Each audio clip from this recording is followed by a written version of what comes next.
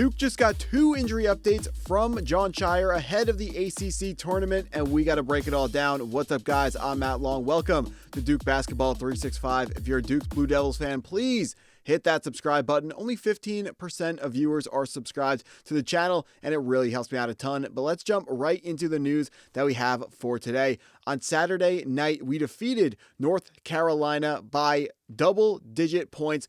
We did it without starting center Patrick Gungba, and during the game, starting point guard Caleb Foster went down with an injury, and Jon Scheyer has finally given us an update on the availability of these players going forwards. When asked about the availability of both these players from Yahoo Sports, Jon Scheyer said, "I haven't thought about it yet." Scheyer said post-game per the Carolina Blitz, "To be honest, the NCAA tournament is the priority. We want to be ready to go, but look, I can tell you this, I'll be shocked if both of them are playing next week, aka the ACC tournament.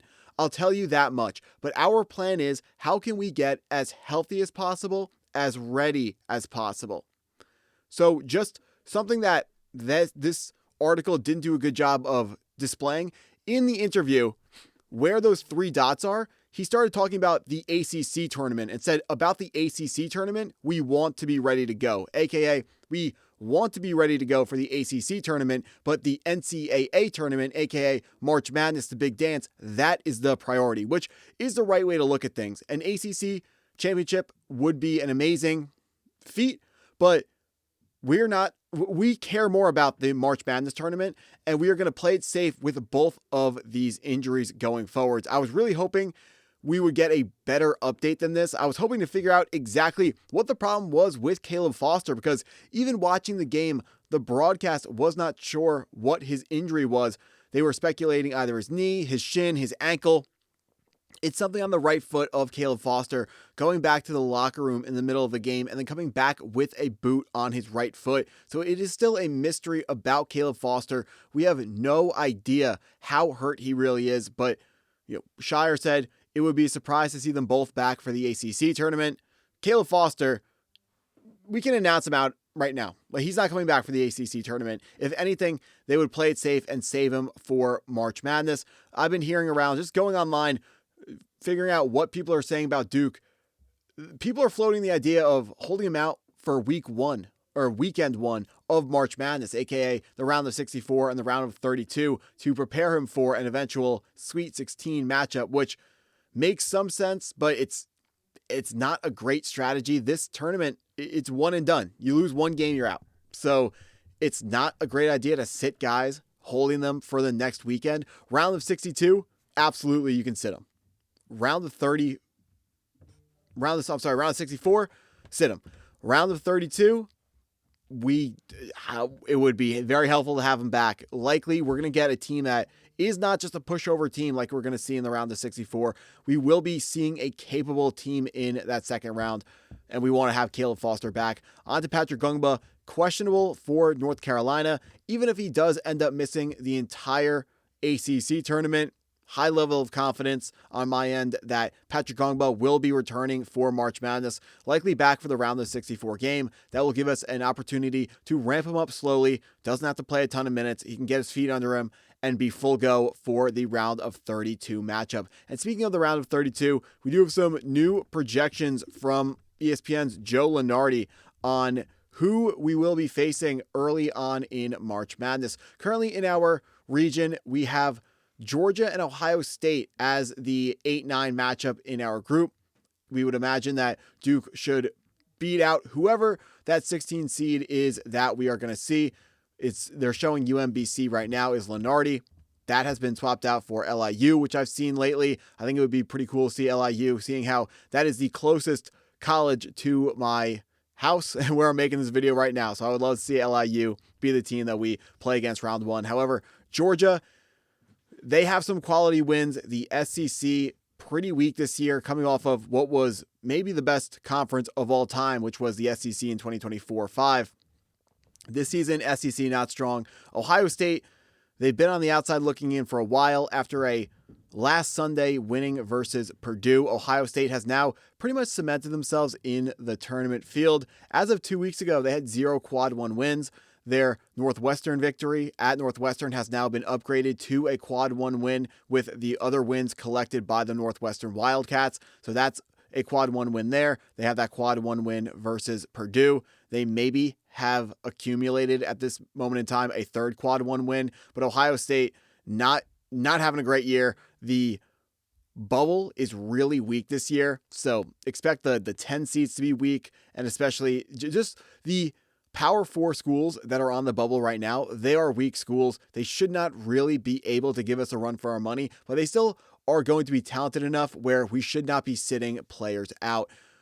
Looking at ahead of that, are 4 and 5, currently projected to be Texas Tech and Arkansas. Arkansas, quality team. We know that. We beat them earlier on this season. Texas Tech, another team that we played earlier this season. We played them with JT Toppin. They are now without JT Toppin for the rest of the season. He went down with a torn ACL 2 weeks ago on a Tuesday night versus Bobby Hurley's Arizona State. However, Texas Tech has not really taken their foot off the gas pedal since then. They still have been playing high-level basketball, even in the wake of the injury of their star player. Texas Tech, they're still a great team. They're still a great team. They are still scary. They're still a great team. That's something that we will need to be as fully healthy as we possibly can be at that moment in time. That's something that we are looking to have happen. Also, would feel pretty good to get some revenge on one of the two teams that handed us a loss this season. The other team, of course, being North Carolina, but we already got revenge versus them. As where we currently stand for the ACC tournament, we will be hosting the winner 7 p.m. on Thursday. We will be hosting the winner of the 8-9 game. Then we will be moving on, likely going to be winning that game, moving on to the winner of North Carolina or one of the other three teams that they are going to be facing. Again, I would expect the Tar Heels to take care of business in their first game, but that's going to be a round 3 game, so I can't call that a first round game. But expect to see another Duke versus North Carolina matchup next Friday, although Patrick Gungba, 50-50 whether or not he plays. Do not expect Caleb Foster to make his return versus North Carolina. Should be fun to get another opportunity to face them. I don't foresee that being an extremely close game. Beating them by 15 or 16, whatever we defeated them by last weekend with barely any Caleb Foster, no Patrick Gungba. I do think that we are going to be overmatching the North Carolina Tar Heels should we see them again. Just one final update here, where we are currently KenPom-wise. Net rating of 40.62. Extremely impressive. Top 5 in both offensive rating and defensive rating. This season, we've been hanging our hot hat on that number 1 defensive rating in the country. It's been extremely difficult to score on Duke all season long. That should not be a trend that is changing anytime soon. Even with Caleb Foster being injured and being a great defender, we have more guys up who can defend. It's not any one player. It's the scheme, and it is the mentality that head coach Jon Scheyer has been imposing on these players since day one, why the defensive mentality of this team is so good. Now, quick, one last thing I want to say about the bracketology. They being Joe Lunardi, so let's call they correctly. Joe Lunardi projecting our number 2 seed in our region to be the Michigan State Spartans. You're always intimidated by Tom Thibodeau, by Tom Izzo. I'm sorry, I'm a Knicks fan, by Tom Izzo in March, but the analytics tell us that Michigan State is not the scariest team in the world. Their offensive rating is 27, defensive rating 8. Our 3 seed in our region, the Nebraska Cornhuskers, another similar team. Nebraska has a very poor offensive rating, but they have the number 5 defensive rating in the country. Expect either one of those teams to get upset before we would end up facing them.